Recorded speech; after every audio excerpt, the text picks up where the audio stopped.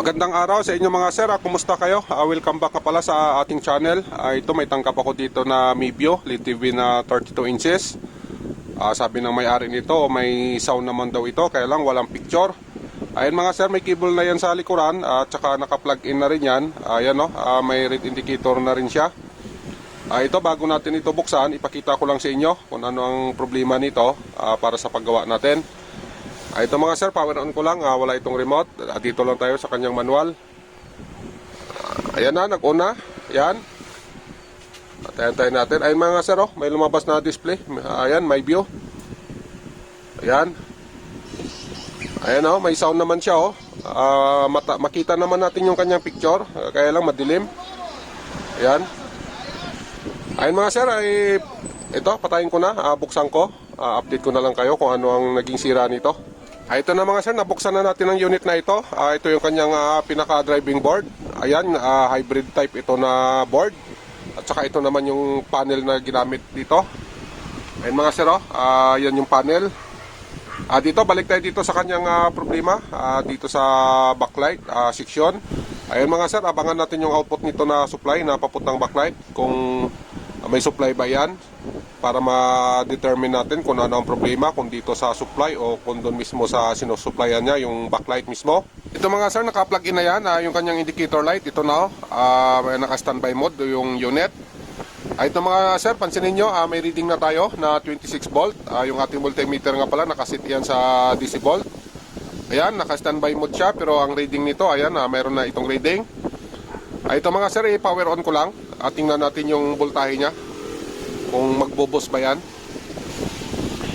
Ayan, nag-on na to ang unit. Ayan mga sir, nag-boost naman kaya lang namamatay. Ayan. Ito, balik natin sa standby mode. Itong unit na ito, ayan, naka-on pa ito. I-standby mode natin ito dito. Ayan mga sir, naka-standby mode yan. Ulitin natin yung ating reading. Ayan, nasa 26 volt na naka-standby mode.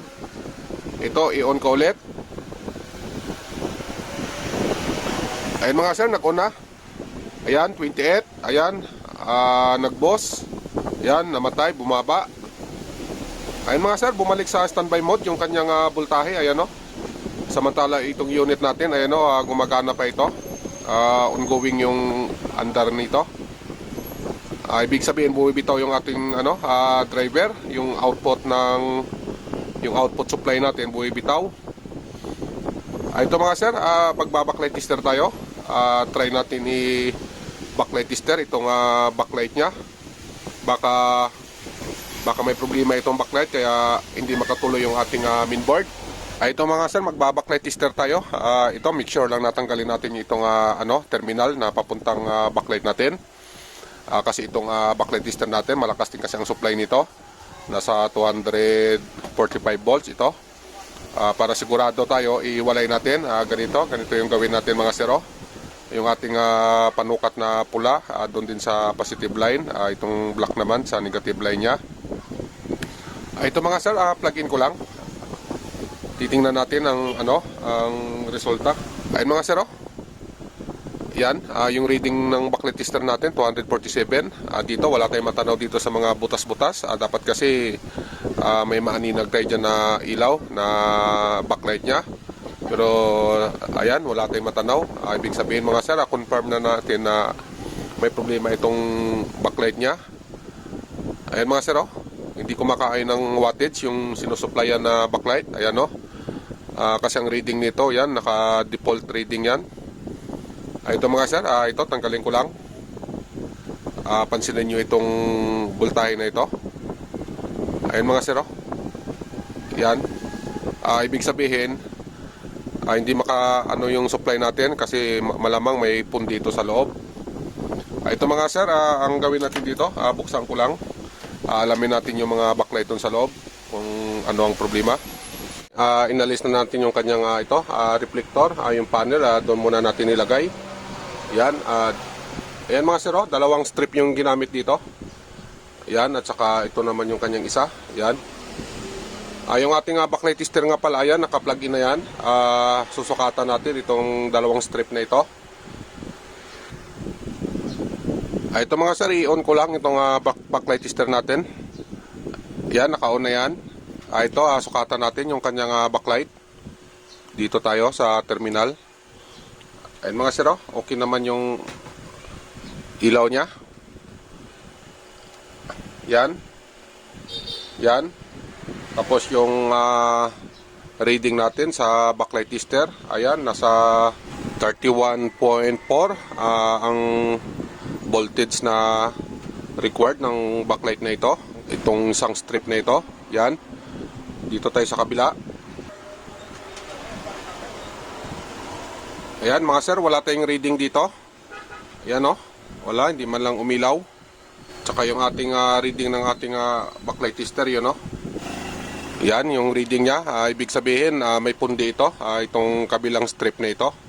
Ang gawin natin dito mga sir, papalitan natin itong isang buong strip na. Pero yung isa na yan pa rin yung gagamitin natin. Bali, ito lang yung papalitan natin. Itong may problema na ito, itong may pundi. Ito mga sir, yung ipapalit natin. Ito. Yan. Ganon din naman, nakalimang ilaw ito. Yan.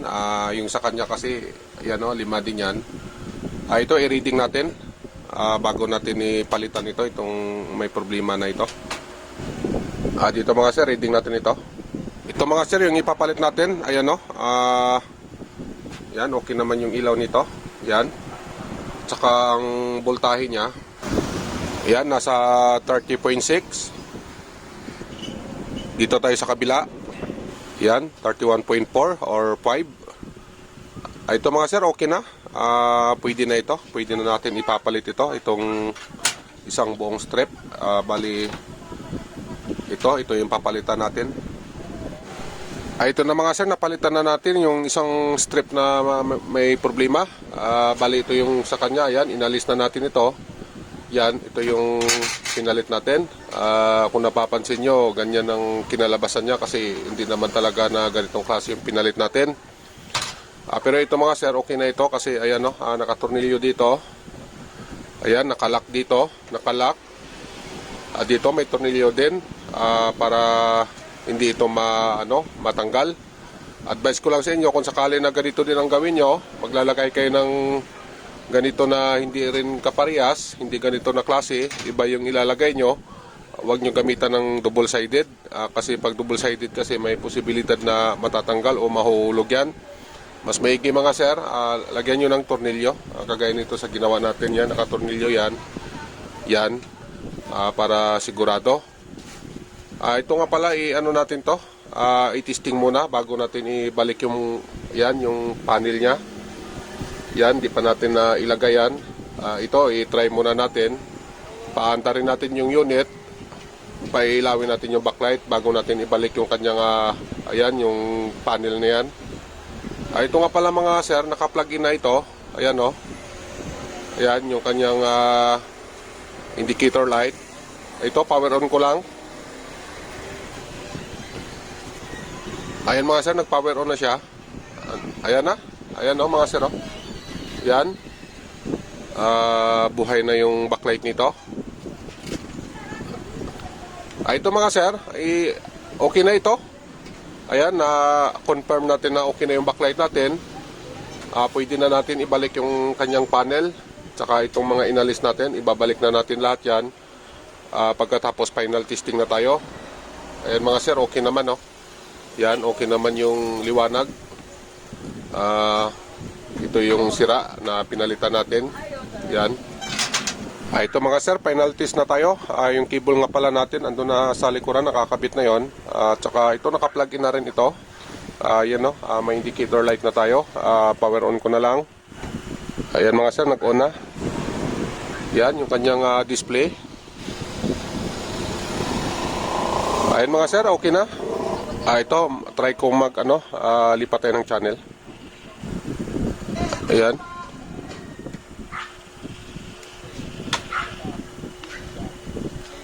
Ayan, okay naman yung kanyang screen. Di naman natin na disgrasya.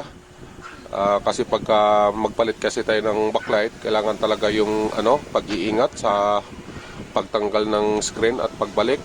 Ayan mga sir, kita nyo naman wala namang damage yung kanyang panel. Maayos naman yung pagbalik natin. Yan. Yan lang talaga yung pinaka iingatan natin pagka magpapalit tayo ng backlight, yung kanyang screen. Ito mga sir, okay na ito. Maraming salamat nga pala sa oras, sa pagpanood nyo sa video na ito. Sana makatulong ito sa inyo mga sir. Yan, kung nakabinipit kayo, pahingi na lang din ng like at saka subscribe. Patuloy lang tayo sa pag-share, pagbibigay kaalaman sa mga mahilig na ganitong gawain. Ayan, mabuhay kayong lahat mga sir. God bless sa inyo. Bye-bye.